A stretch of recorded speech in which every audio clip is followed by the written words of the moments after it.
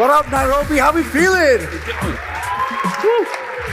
Hi, I'm Alex. I'm Abel. And we're the co-founders of FlutterFlow. We're so excited to be back at a Flutter event. And for me personally, I grew up just next door in Addis Ababa, Ethiopia. And to be presenting here at Flutter's conference live in Nairobi is so special. So huge thank you to the Flutter team for having us. I hope you're ready. We have some exciting stuff to show you. So with FlutterFlow, what you see is what you code. FlutterFlow is an online platform that helps you build and deploy Flutter apps faster than ever before. It comes pre-integrated with Firebase, Google Maps, RESTful APIs, and more. We'll show you what we mean. We're going to build a very simple two-page application live using the NASA APIs, and Alex will explain what's going on as I build. All right. So we're going to get set up here. And as you can see, we've already built the UI for one of our pages. And you can see the layout over here on the left-hand side in the widget tree. But right now, this is just UI. And we want to connect this to some real live data. And that's going to come from the NASA Astronomy Picture of the Day API, which you can see we've already configured here, along with the NASA Image Search API. And we've also predefined some outputs from our API responses. So going back to the UI builder, the first thing we need to do is add a backend query to our page. And that's going to be an API call, and specifically from the NASA Picture of the Day API. Cool. So now all we need to do is set various widgets from our data in our response.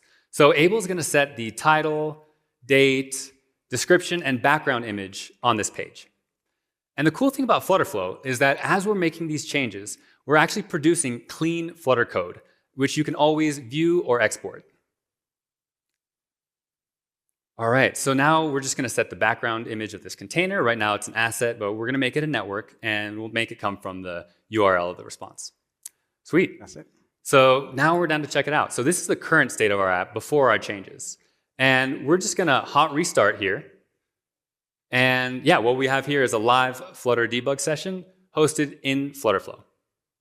So while it's loading here, quick fun fact, there are over 200 million lines of code exported to GitHub straight from FlutterFlow. Yeah. And there you have it. All right, and there we have it. The pillars of creation. Cool. All right, so back in our UI builder, it's time to build our second page, which is going to be a search page using the NASA Image Search API.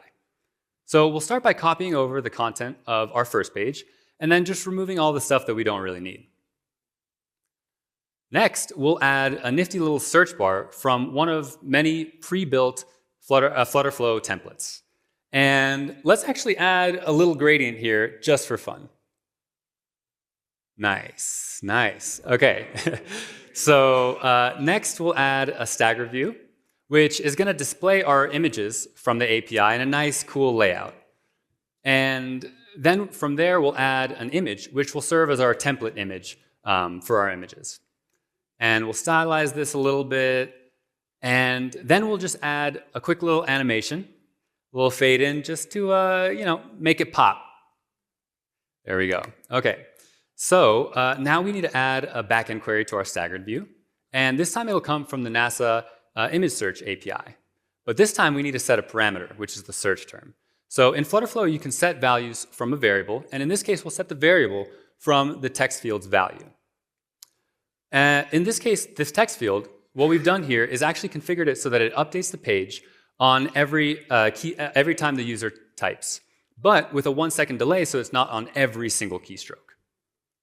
Next, Abel's going to generate the children of this staggered view dynamically from the image URL's response, which we can see here.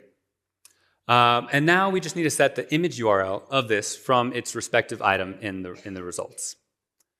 Nice. OK, so we're ready to check out our app. So we can go back here and hot restart. Cool. Another fun fact while this is loading. There have been over 5,000 apps deployed to the App Store and Play Store, thanks to our integration with CodeMagic. So shout out to CodeMagic. Shout out to CodeMagic.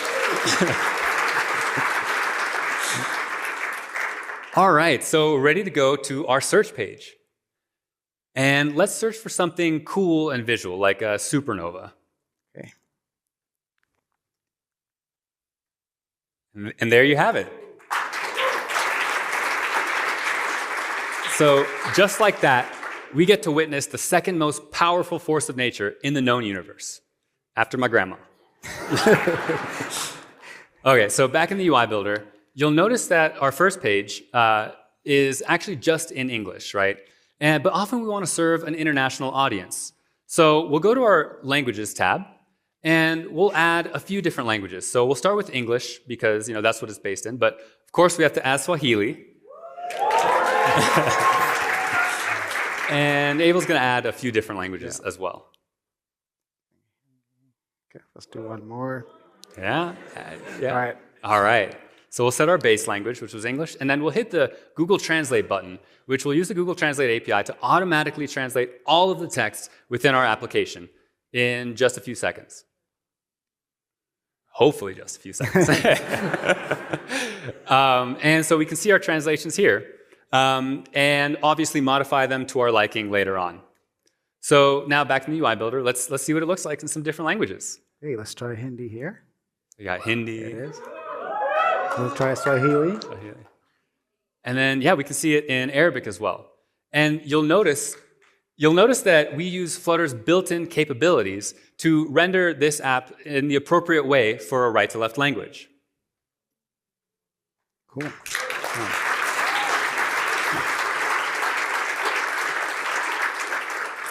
Now, at this point, if you wanted to, it's very easy to go here in FlutterFlow and just go to mobile deployment and just ship it to the App Store or Play Store. Straight from here, over at Publish. So that's our demo.